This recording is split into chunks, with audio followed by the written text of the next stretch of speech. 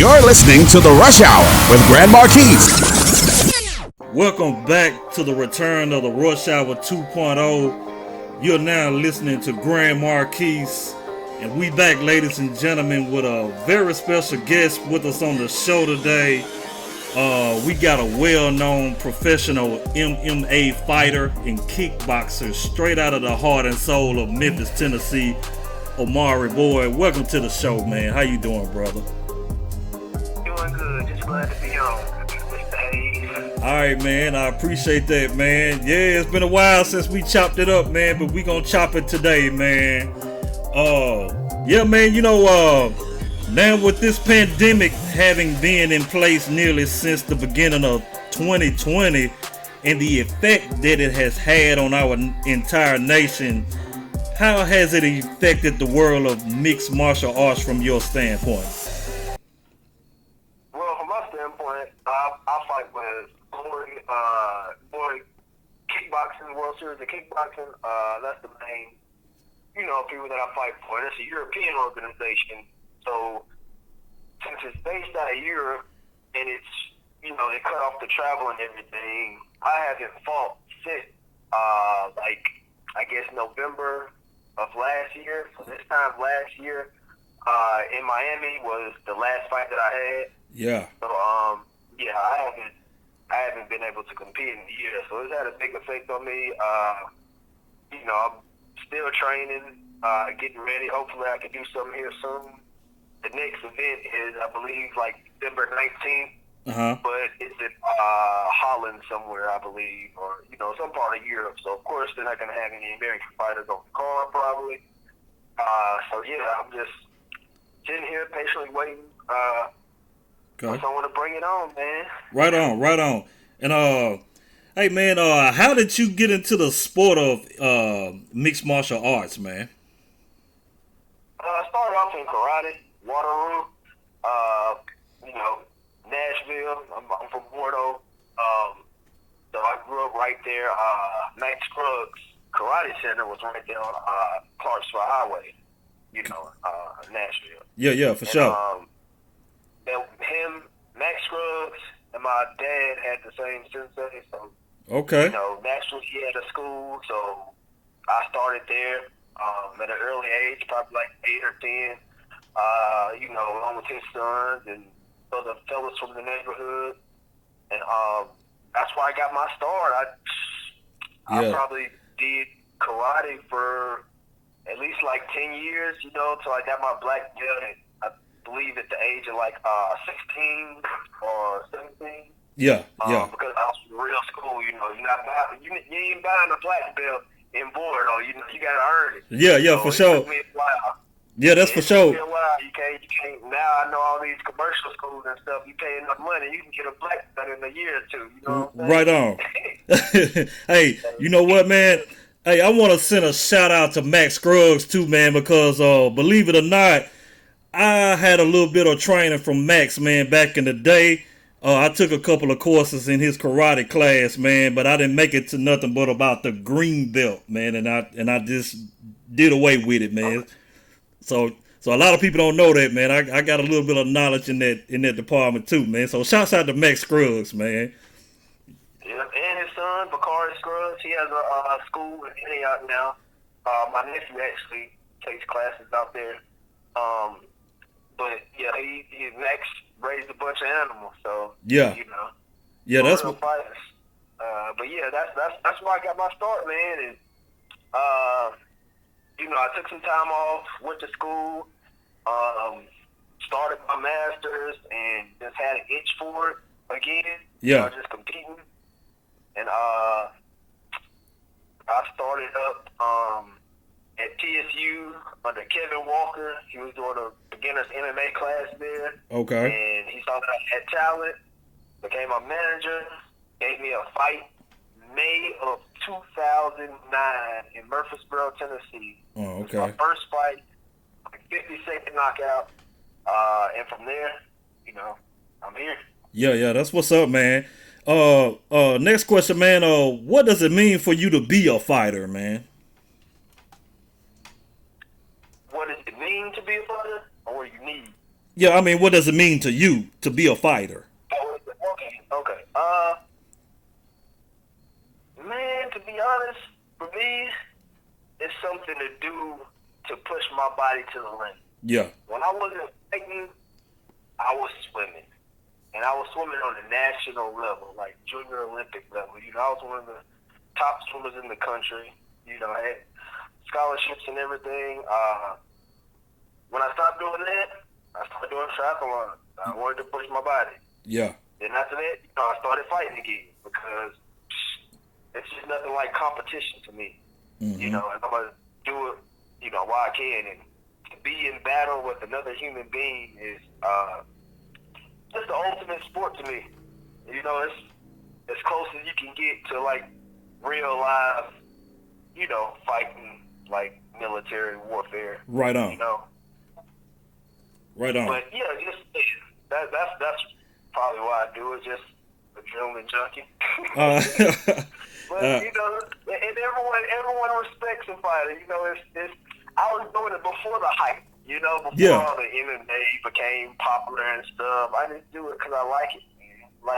Like Max Scruggs say, you know, I'm maybe slightly psychotic or something. I don't know, but I like to fight since I was born.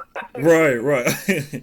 Yeah, man. Hey, you know, let's spin the record back a bit, man, to Glory 68 back in Miami, Florida, where we actually were filming live footage for the upcoming documentary and film entitled The Untold Story of Omari Boyd, in which that was an incredible fight, by the way, man. And I believe that the next following fight, which was Glory 69, had took place in the city of Chicago, if I'm politically correct.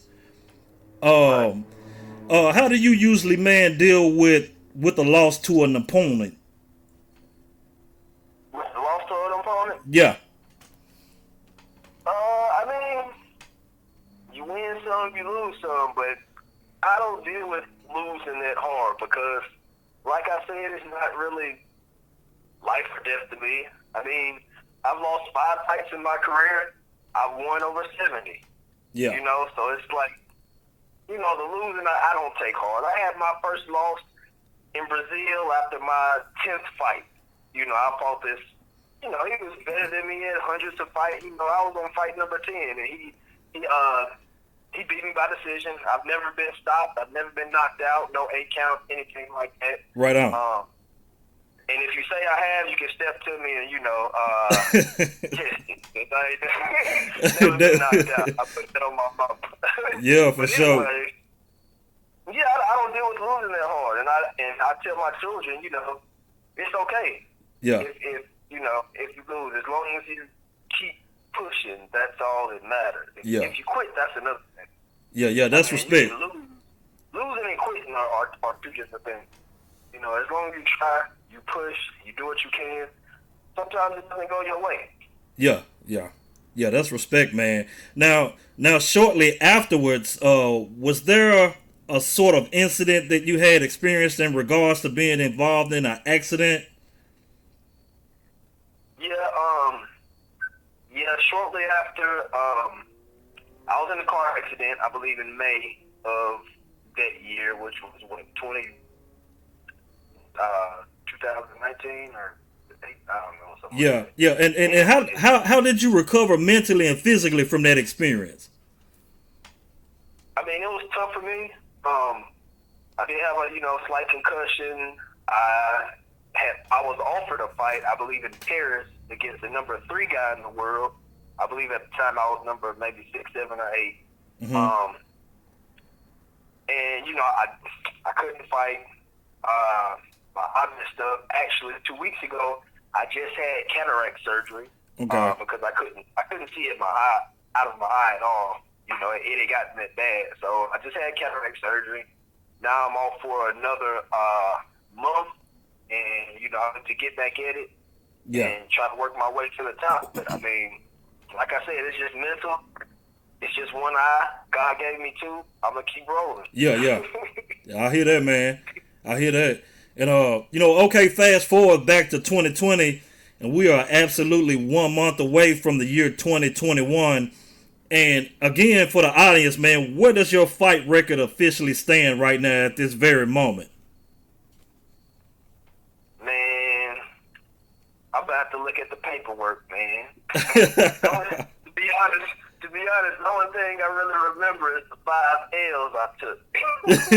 But you know, I want to say somewhere in the ballpark of like 78-5 or something like that. Because I remember a few fights ago was my 80th fight, and we were just talking about that. Like, this is fight number 80, you know, blah blah blah. Like, yeah. A few fights ago, so I want to say like maybe my 85th fight or something like that. 78-5. Okay. My overall record.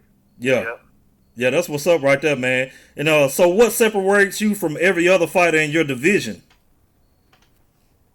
Man, everyone is unique in their own way. But I mean, what separates me is I'm just so much more than a fighter. You know, I have a family. I'm a dad. You know, I have an engineering background. I do engineering. Man, I dabble in real estate, investing. I mean, I have a whole lot to fall back on and just right. Fight, you know. And that's I went respect. Into fighting, playing. Some guys were just good and started fighting. Right. You know, I had a plan going into fighting and became good. If that makes sense. Yeah, that's respect. That's respect. So I went to school. I got my undergrad in engineering, my master's in civil engineering, got all that stuff out the way, stuff that I really didn't want to do, so I could do stuff that I did want to do. Uh-huh. So I had to make sacrifices. Like, okay, this is gonna be my fallback thing. You know, I'm gonna be an engineer. I wanted a family. You know, it's hard to raise a family on fight money unless you Mayweather or somebody. You know Yeah, for sure. I had to get all my ducks in a line before I was able to become who I am now. Right. You know, 'cause I don't have to fight with worries. You know, I don't really do this for a big check or fame or nothing like that. I fight because I like hitting people. Yeah. Yeah, man. You know, that's it. Joking and all joking aside, I do it because it's something to be known for. You know, my kids can go back and look at my old fights and look at all my belts and be like, my dad was, was a great man. Something to strive towards. You know? That's what matters the most, man. For sure, man. Yeah, that's big. That's something to strive for, and what really separates me is I have a good system set up. Uh-huh. I have a job that works with me. Right now, I am working with someone else, so they work with me with the fighting. They let me off if I want to fight. Yeah. I have a wife that definitely supports me. She takes care of my 3 kids. She takes care of my dad. So I have time to train and do what I need to do while I can. This fight game is going to last forever. I'm 36 years old. Oh, yeah. For sure. It ain't going to be too much longer, but I'm going to go hard at it while I can. I'm number 8 in the world right now. I'm still going to shoot for that number 1 spot. Yeah. Oh, yeah, man. And that's for sure, man. That's vital information, man, for the upcoming fighters, man, of the globe. And as we are all approaching the beginning quarter of the new year, 2021, and with the world we once experienced, knowingly that it would not ever be the same. What is your future focus as a fighter going into the brand new quarter of the year? My future focus is to get better as an all-around fighter. Right now, I'm working with Brian Hall at Law School MMA, and Memphis Judo Jiu-Jitsu, of course. One more ground game.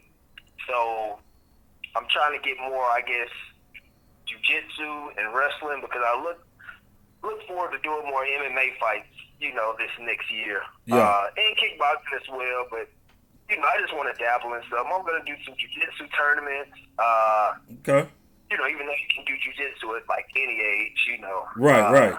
You can't kickbox or do MMA at any age. You know, it's too much contact. Yeah. But I just want to be a more complete fighter going into 2021. Okay.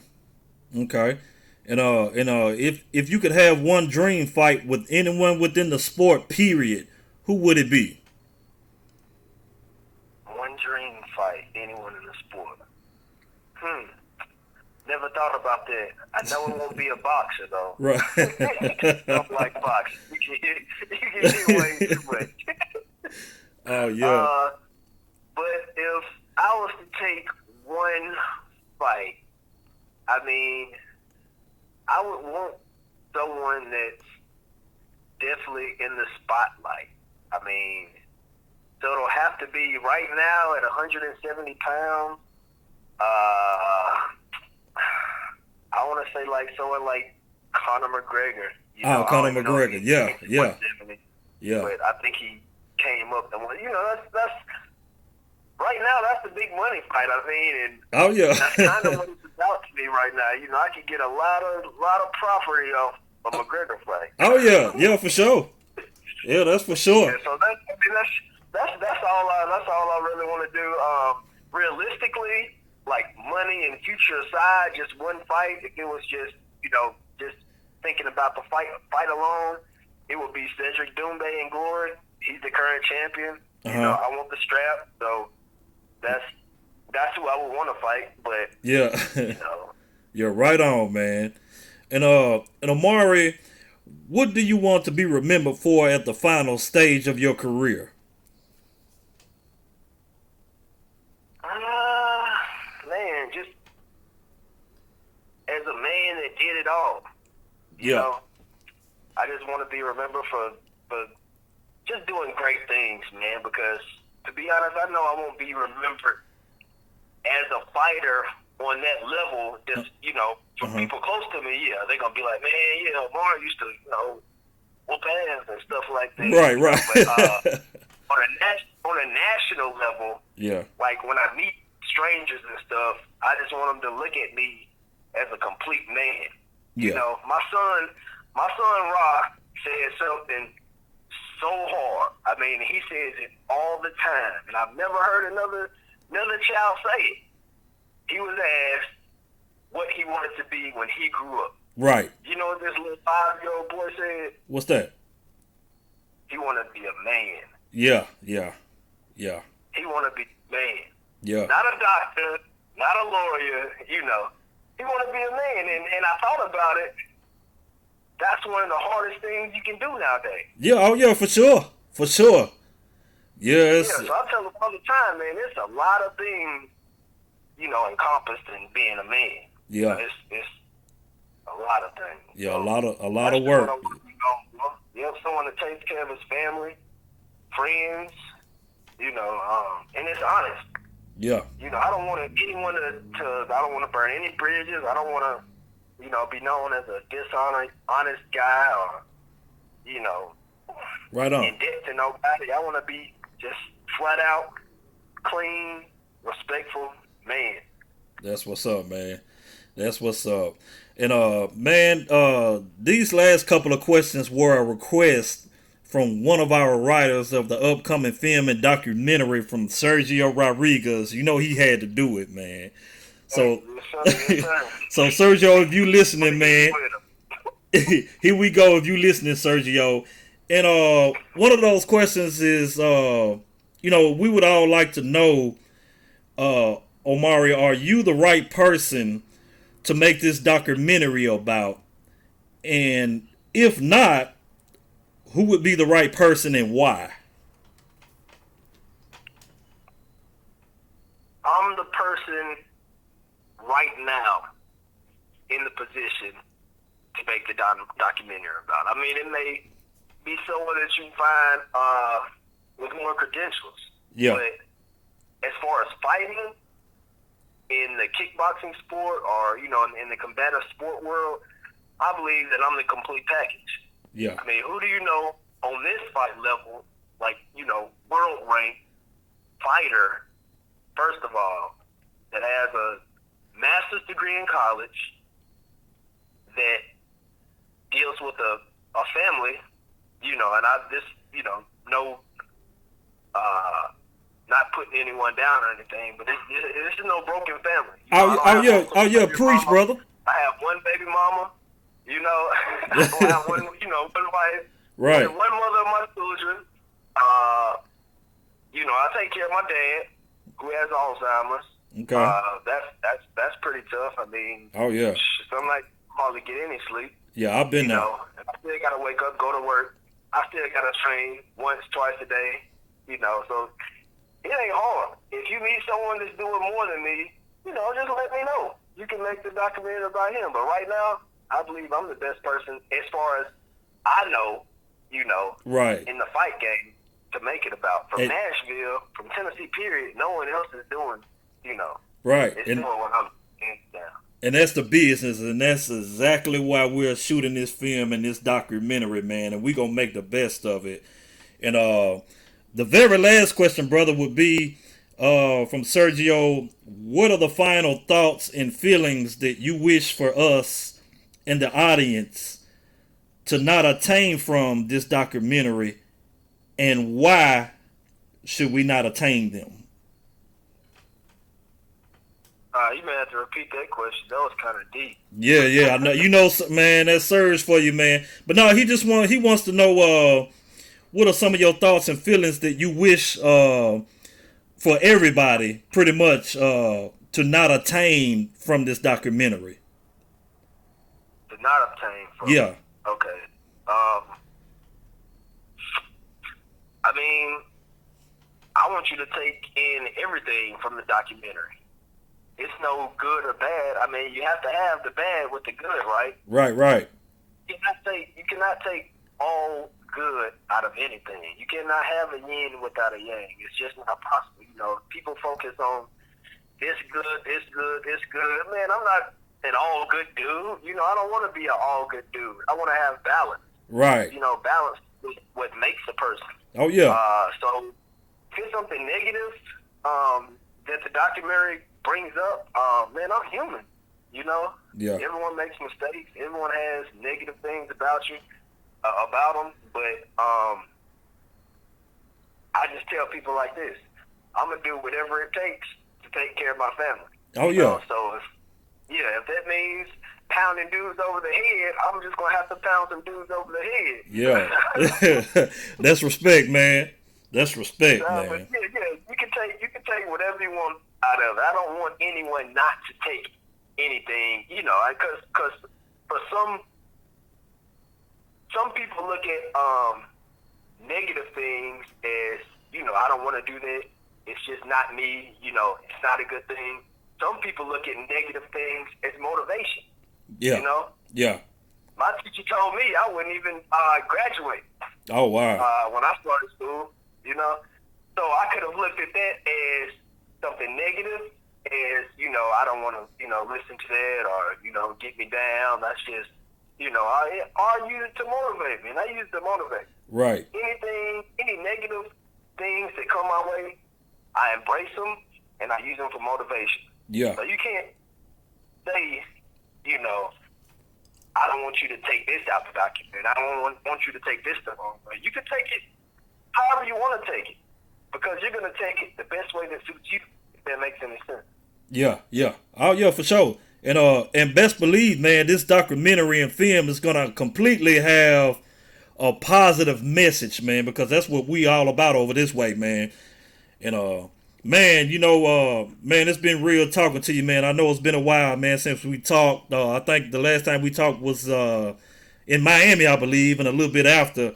And, ladies and gentlemen, the upcoming film and documentary entitled The Untold Story of Omari Boyd is still underway, and we